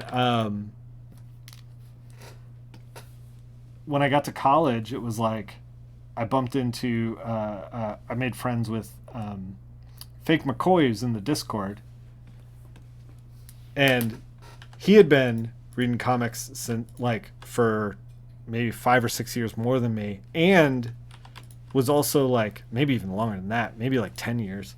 And he was also like working in a comic book shop, and like I was not doing any of those things. So he would reference, especially like Marvel stuff, I was like completely blank.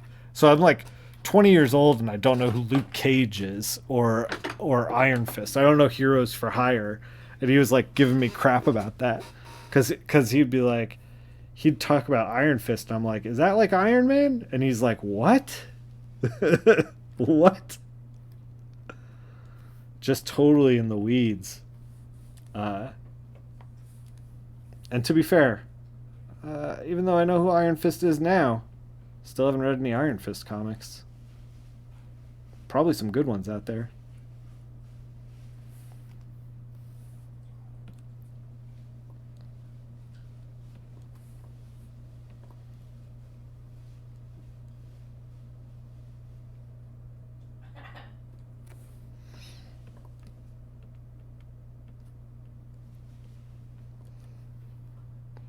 If you were subbed, you would unsub? Wow. Wow. Because I don't know who Iron Fist is? Because I didn't give. Because that's how much respect you have for Iron Fist?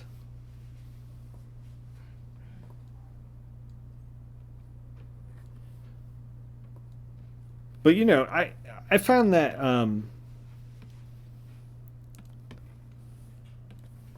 you know, especially when I was younger, like definitely got some ADD going on, and basically I would read anything that was like put in front of me.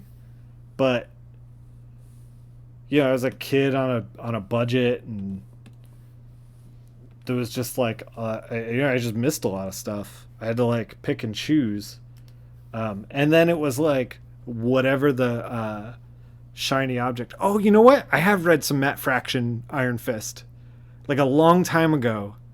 They made him into someone cool. Yeah, I remember those covers.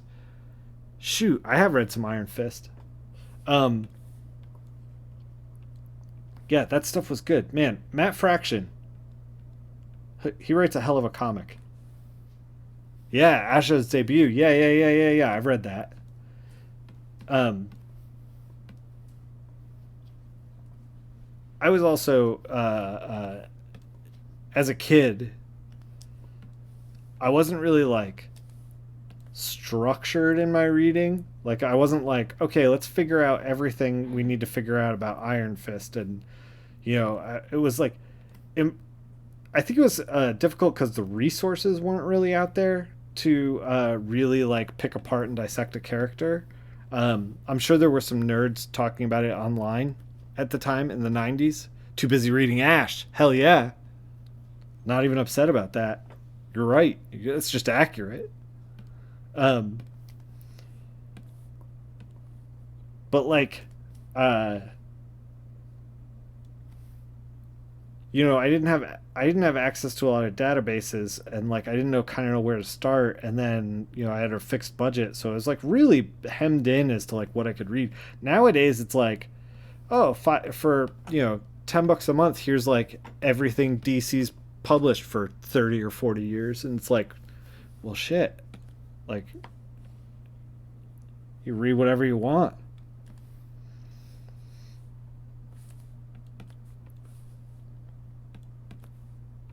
What I'm saying is kids today are spoiled, and I'm jealous. That's what I'm saying. Oh, there's a little. I'm trying to figure out if there's any like doodads or anything I want to do with any of the debris down here. There's a little smoke thing here. We can fill it in.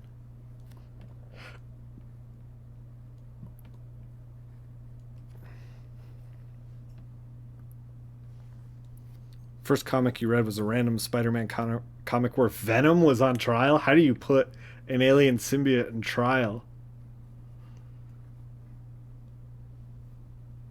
Spider-Man and Carnages were witnesses. Daredevil was the lawyer. Oh my god, that sounds like a terrible comic. Uh, the first comic I read was also terrible. Um, I picked up. I was into racing RC cars. I did that with my brother and my dad. We were in a league with mostly dudes in their 20s, and my brother and I raced, and my dad kind of like supervised us and helped us out, and hung out with us. And the hobby shop had like a spinner rack of like whatever comics. You know, they wouldn't they weren't like setting up pull boxes or anything like that, but they were like, here's some comic books, I guess, like a lot of places were in the 90s. Um, and I read Hawkman #1 off of that. It was uh it wasn't Hawkman like you're thinking of now. It was like a guy that would like put on wings, like a backpack, and then he had the reason I picked it up is because it was a gold foil cover, and I was like, this is cool. And it was like Hawkman, and then he had like a blade, and then like Wolverine knuckles, and then he had nunchucks as well. It was like real stupid, but I was like, I also really like Ninja Turtles, and I didn't understand that Ninja Turtles were a comic book, and so I was like, this dude's like Ninja Turtles. This dude's like Michelangelo. I'm gonna get this. Got the first issue. Never read anything else. Never read a single Hawkman book after that. Learned my lesson, is what I'm saying.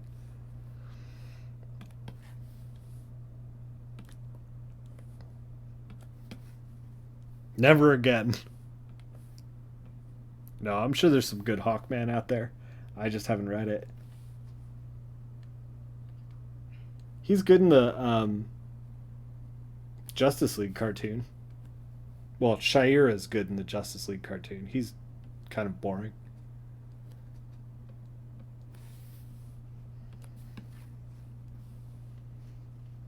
Spider-Man meets Law and Order with thought bubbles. Yeah, that book sounds awful.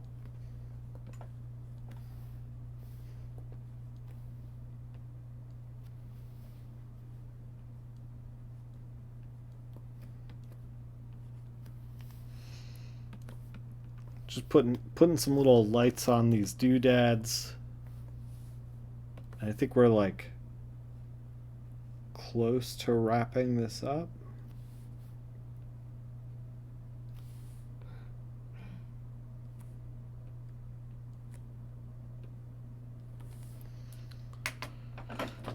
All right, let me take a look at this, see if there's anything else that needs anything. I think we're good. I think this thing is flatted. I kind of want to... Let's continue the smoke. So let's cut this, this.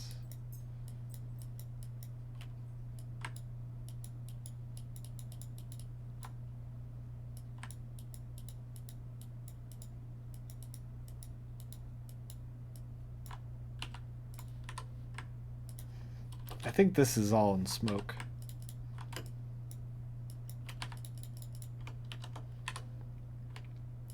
There's a cartoon where Hawkman... oh, you're talking about Harvey Birdman, Attorney at Law? I watched those. Those were more entertaining than the Hawkman book that I read.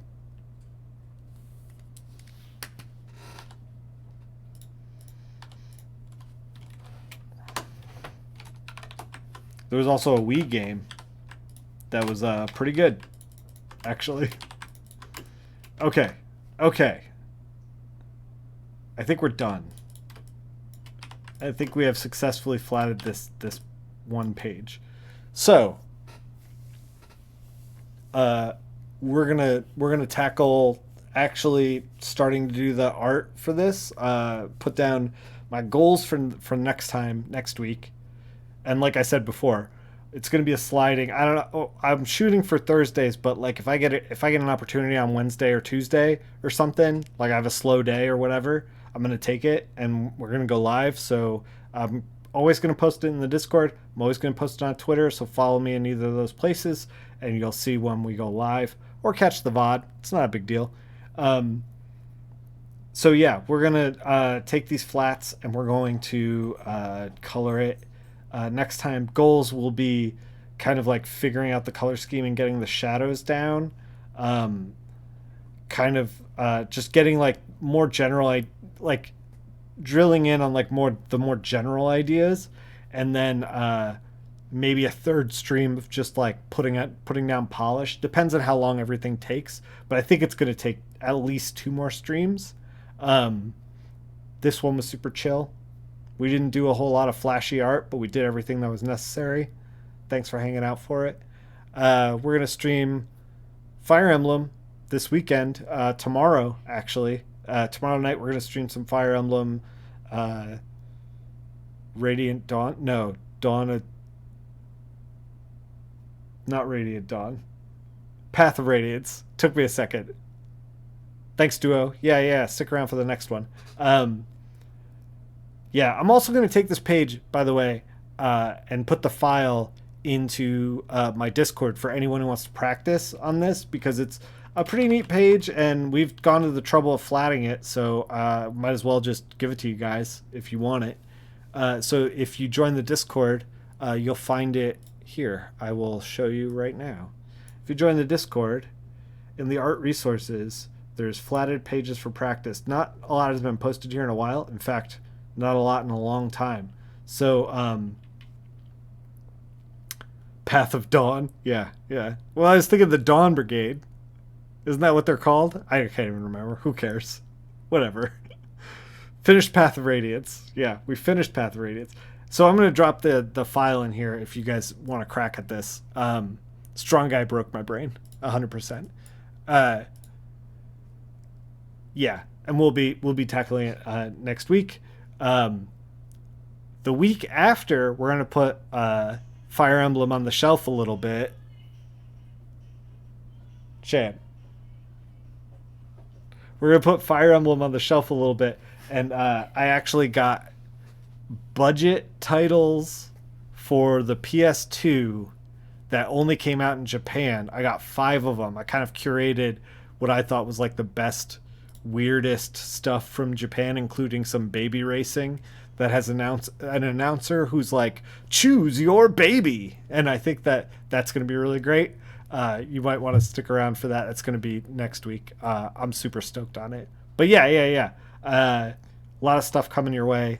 Thanks for hanging out, and I'll see you on the next one.